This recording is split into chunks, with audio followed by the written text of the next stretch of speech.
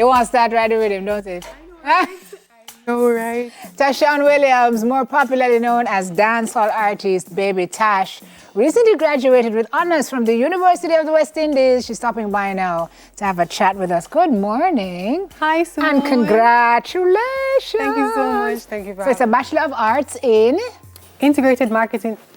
Sorry, it's so many things. Yes. So it's my bachelor's a major in entertainment and cultural enterprise management with double minors in integrated marketing, communications, and psychology. Wow, girl. Wow. It's pretty much like I was falling in love with the courses as I went along, and I just wanted more. I love that. I literally just wanted more. So you finished now at the bachelor's, or are you? Yes, I'm finished. No more. No. Meaning if I'm finished with school. Yes, because I hear you say you're falling in love with it. It sounds like there's more to come. So definitely, I will be pursuing my master's, and I just feel like I need to name Dr. Tashon. Hey, you heard it here, Yes. folks. So That's nice. yeah, I love to challenge myself, and I mean, the sky's the limit. Who says we have to do one thing and put ourselves in a box? I always tell people there's no such thing. We are multi-talented, multifaceted human beings. You've gone from Magnum, you have your dancehall career, now you have your degree. There's the sky. is the Exactly. limit. So what you did with your career while you were going to school? Are you doing all of it at the same time? There are times that I would definitely still get called for performances, and I will do those. I would do those as well. And persons will still call for dub plates. I'll do those as well. But at that time, I was really prioritizing my studies because I'm very hard on myself. I don't want an A minus. I don't want a B. So studying was my priority. So at that point, music definitely took second place. Right. You've come up through humble beginnings, right? Yeah. Spanish Town, you're born and raised. You went to Spanish Town Primary. You went to Jonathan Grant High. Yes. You're a first-gen graduate from your family. Correct. So you are the first person from your family to graduate. Correct. How does that feel? I literally just got chills. I got chills hearing you say that because, I must commend my family for how hardworking they are, and them know for make money. Them know for hustle and do their things, right? So, but there was just always something about, I just felt like I have always been blessed to being kind of like the book type. It's not everybody going to be the book type, right? So I just felt like I should utilize this opportunity, take this as an opportunity to really change the trajectory of my family history. I had to do that, so when another generation come, when me have my little one and so forth, they can look and say, hey, she went to college, I need to do this, as opposed to it was just okay to just settle for, what is what. It's a big year for first-gen graduates. 70% of a particular faculty, or I think the university overall, had first-gen graduates this year. 70% of the folks who graduated. Yeah, I've been seeing it. Family. That's amazing. It's amazing. It really indicates an interesting shift. So we saw the grad pictures flooding social media, flooding the newspapers. You decided you wanted to do things a little differently for your graduation photo shoot. What did you do, Tash? I initially planned on doing my photo shoot on campus. I'm like, I'm going to get balloons. I'm going to be on the chapel, down the chapel area and all of that, because, you're creating memories.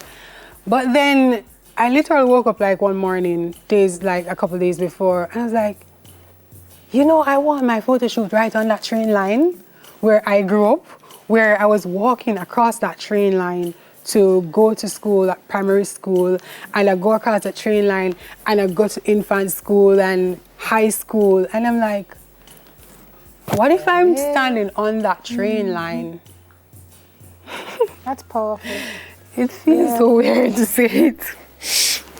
What if I'm going across that train line, while wearing my gown? And I wanted it to be a representation for people to realize that it's never where you're coming from, but if you have a goal and you have dreams and you really want more for yourself and for your family, then it should serve as that representation that it's not where you're coming from, it's where you're going, and that's not something that I see common in the community, you know. And again, I commend the people for working really, really hard. I don't know if I could do it, especially for persons who start having kids really early. I don't know if I could manage doing that. Yeah.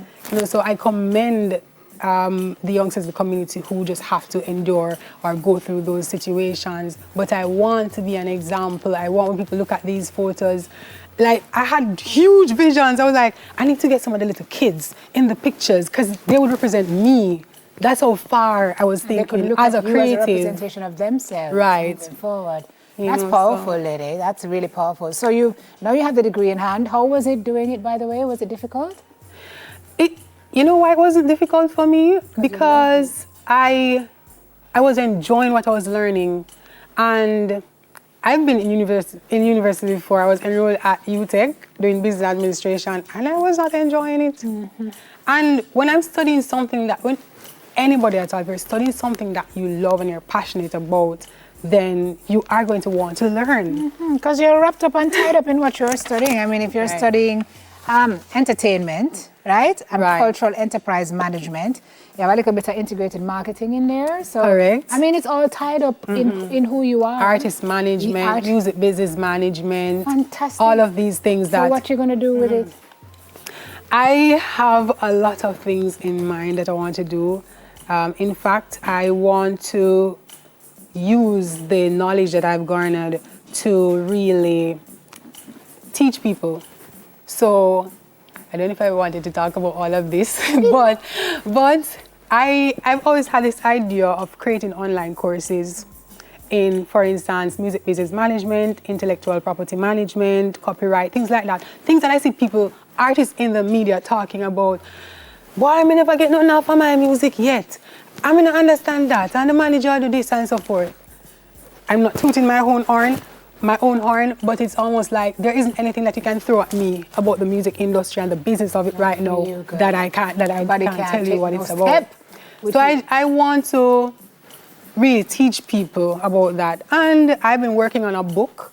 Actually, I wrote that book before I started. And then after everything that I've learned in studying, I'm like, no, this book, you have to go do some whole heap of editing because there is so much more information that I'm going to be putting in there in terms of critical analysis of the industry, performance, the performance culture, things like that that people can learn from. And there has always been, during my studies and conducting research, there has always been a time where lack of information to people in the industry. So I want to contribute to that.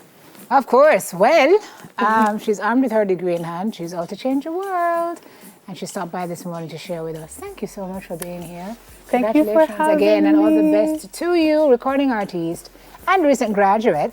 And I'm going to be singing still. I'm not going to stop singing. No. Did we say, but we never say farmer, did we say? No, she's a sing. Recording artist, and that Mr. Lady, we never say farmer. It's in my blood. Yes, we know that, because she's no one thing. Thank you, Tash. Thank you so much for being here with us this morning. After the break, we'll show you how to handle your candle.